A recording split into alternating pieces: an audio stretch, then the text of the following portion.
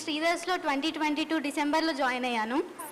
దానికంటే ముందు 2 years ఇట్లా సెల్ఫ్గా ప్రిపేర్ అయ్యాను. ప్రిపేర్ అయిన టైంలో ప్రిలిమ్స్ వరకు క్రాక్ చేసేదాన్ని, మెయిన్స్ వరకు వచ్చేసరికి ఆగిపోయేదాన్ని. ఒక టైం వచ్చేసరికి నాకే డౌట్లో ఉండేదాన్ని, క్రాక్ చేయగలుగుతానా లేదా అని చెప్పి.